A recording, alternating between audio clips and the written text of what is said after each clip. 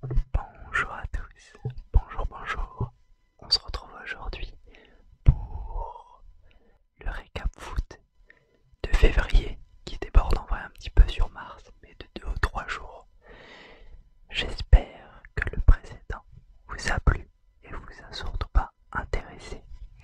En tout cas, ça sera donc un concept qui continuera pas tous les mois à récapituler ce qui s'est passé le mois d'avant dans l'univers du football mondial.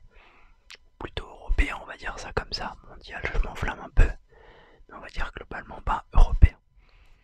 Alors j'avais avec moi toujours pas la petite feuille avec tout ce qui s'est passé du coup depuis le 19 février. Parce que vous l'avez remarqué, mon précédent débat foot date du 18 ou du 17 ou un petit peu moins. Enfin bref, en tout cas, les dernières actualités que j'avais dit dans le précédent débat dataient du 19 février. Donc, comme dit, on se retrouve aujourd'hui pour le récap du 19 février jusqu'au 2 mars. Sans plus tarder, on va directement commencer.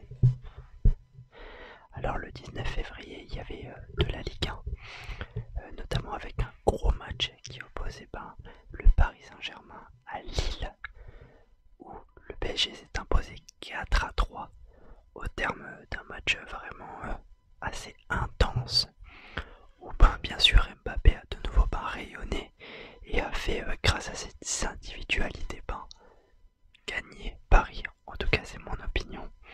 Donc moi j'ai noté deux petites choses très rapides. Donc Mbappé qui a surclassé tout le monde, et aussi la blessure de Neymar qui influe aussi du coup sur la Ligue des Champions, sur le match retour contre le Bayern. Enfin bref, Neymar devrait être absent 3 semaines, quelque chose comme ça, pour une foulure à la cheville. On passe au 21 février où il y a eu la Champions League. Alors, il y a eu Francfort contre Naples. Naples s'est imposé 0-2. Très beau match de Naples. Naples qui... Enfin, les Napolis sont vraiment dernièrement incroyables. Ils ont un foot, mais ils régalent quand ils jouent. Enfin, c'est vraiment assez incroyable et j'ai hâte de voir jusqu'où ils vont dans la compétition. On a eu aussi un gros match qui opposait Liverpool qui jouait à domicile contre le Real de Madrid. Match qui s'est soldé sur le score de 2-5 du coup en faveur de Madrid. Alors c'était un gros match vraiment. Alors il faut savoir qu'à la 15e minute, Liverpool menait 2-0 et le Real Madrid leur a calé 5 buts. Enfin c'était incroyable quoi. Il y a eu du coup Benzema et Vinicius Junior qui ont fait tous les deux un splendide match et qui pour moi sont ceux qui ont poussé de nouveau le Real Madrid vers le haut pendant ce match. Le 22 février, à nouveau de la Champions League. Alors, il y avait en Champions League Leipzig contre City, Manchester City, qui s'est soldé par une égalité à 1 partout. Et également l'AC Milan contre Porto, Milan qui a gagné 1-0. On passe au 23 février. Il y a eu l'Europa League, notamment les matchs retour de Nantes contre la Juventus. La Juventus qui s'est imposée 0-3, ce qui fait un total de 1-4. Donc la Juventus passe pour la suite de la compétition. Alors j'ai notamment noté le gros match de Di Maria qui pour moi a fait un excellent match et a été le plus brillant pour la Juventus. Pardon, ça me gratte l'œil. Il y a eu également du coup le match retour de Manchester United contre le Barça. Et à ma grande surprise, c'est United qui l'emporte 2-1. Et donc au cumulé, c'est United, Manchester. Manchester United qui passe 4-3 du coup au cumulé. Grosse désillusion pour le Barça qui pour moi je pensais aller faire un gros match retour et complètement exterminer Manchester, mais pas du tout. Donc bon, c'est un peu une descente aux enfers pour Barcelone, je parle d'un point de vue européen. Ensuite, le 26 février, le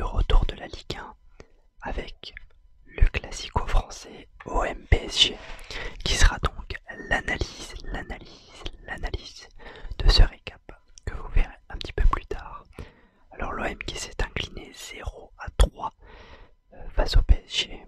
Rencontre aussi assez mouvementée et très intense dans tous les sens du terme. On passe ensuite au 1er mars, donc mercredi 1er mars où il y a eu la Coupe de France. Oh, pardon, la Coupe de France. C'était donc les quarts de finale. On en a eu trois quarts de finale. On a eu Nantes contre Lens.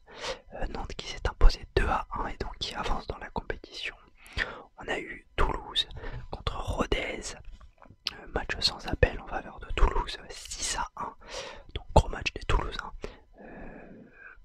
Qui du coup sont dans une bonne dynamique, on va dire ça comme ça.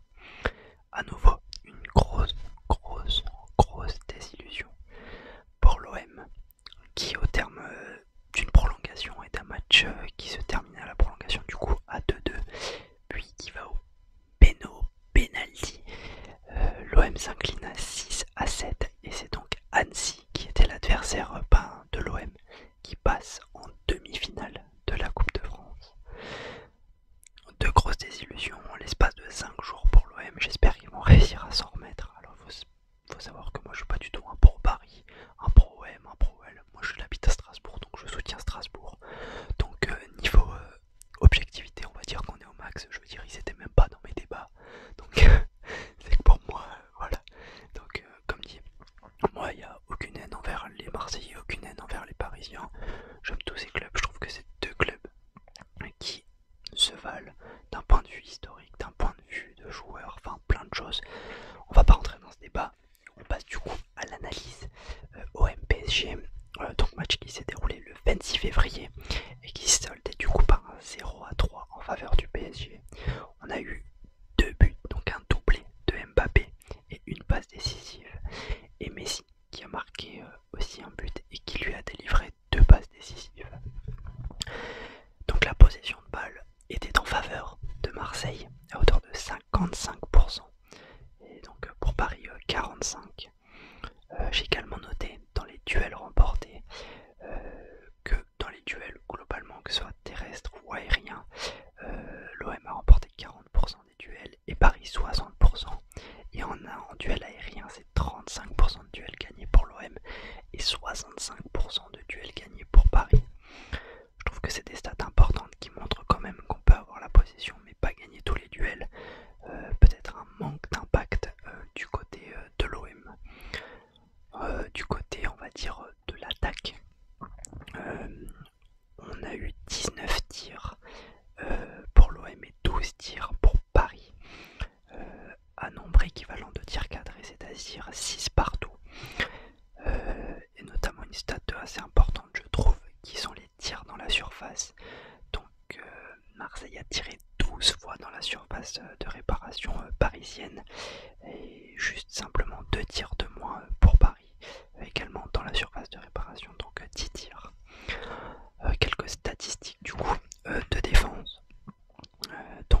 Au niveau des tacles c'était assez équivalent, donc dans les tacles réussis on a eu 58% pour l'OM et 56% pour Paris, donc on va dire que c'était assez équivalent dans cette zone là.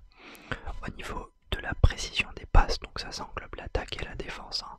Au niveau des précisions des passes, on était par une précision équivalente, que ce soit dans les centres, dans les passes courtes et dans les passes longues, c'est-à-dire si je me trompe pas tête 75, 75, 80. Donc c'était assez équivalent dans ce terme là. Il y a eu du gâchis d'un côté comme de l'autre et beaucoup de réussite des deux côtés. Au niveau des centres, une statistique moi qui m'a beaucoup frappé, c'est que l'OM a centré 25 fois et Paris que 7. Alors là-dessus on peut noter plusieurs choses, notamment que Paris jouait une défense à 3, chose qu'ils sont pas habitués, donc je pense qu'ils avaient du mal à gérer les débordements sur les ailes, alors que pourtant Marseille eux jouaient également une défense à 3 et ont bien réussi à couvrir les ailes, mais pourtant ont pris quand même 3 buts. Je vous avoue que dans ce match, je pense que c'est les individualités et non le collectif qui a joué. Alors, du coup, on va dire dans les top joueurs, j'ai mis pour Marseille Rongier et Guendouzi. Donc milieu de terrain qui ont fait un un excellent match tous les deux. Ils apportent des bonnes choses à Marseille, que ce soit en défense ou que ce soit dans la projection du jeu vers l'avant. C'était pour moi les tops du coup de Marseille qui étaient donc pas plus situés au milieu aujourd'hui. Pour Paris, j'ai bien sûr pas mis Mbappé, Messi. J'ai pas besoin vraiment d'expliquer pourquoi. Ils ont réalisé tous les deux un excellent match. Hein. Enfin, je veux dire, je rappelle juste les statistiques. On est à 2 buts et une passe décisive pour Mbappé. Et les statistiques inverses pour Messi, c'est-à-dire un but et 2 passes décisives. Donc on va dire qu'en gros, ils ont fait un match à 2 quoi. Mais bon, ça n'enlève pas du tout l'exploit qu'ils ont réalisé quand même. Donc voilà, en top, on a Mbappé, Messi du côté de Paris. On va dire que pour ceux-là qui ont fait un mauvais match du côté de l'OM, alors j'ai mis Sanchez en attaque. Alors pour moi, le défaut de l'OM contre Paris n'a pas été...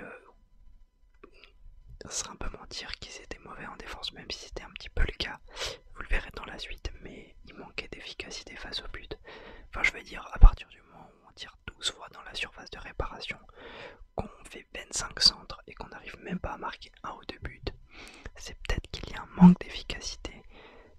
Enfin, je veux dire, peut-être que Sanchez a passé aussi un petit peu son temps, qu'il faudrait se tourner vers un attaquant peut-être plus efficace devant le but, un vrai buteur, parce que dans la composition qui jouait du coup face à Paris, c'était vraiment un buteur qu'il fallait. Donc à l'instar de Strasbourg, un Ajorc ou à l'époque Cavani ou Zlatan, des joueurs, on va pas dire pas techniques, tous les joueurs sont techniques, mais des joueurs qui ont une efficacité énorme devant le but. Et je pense que c'est ce qui a manqué à l'OM, ou alors jouer à 2 en attaque. Enfin bon, j'ai aussi pas compris pourquoi il n'a pas fait jouer Unai. Je sais pas s'il était blessé ou pas, je vous avoue que j'ai pas regardé le match en entier.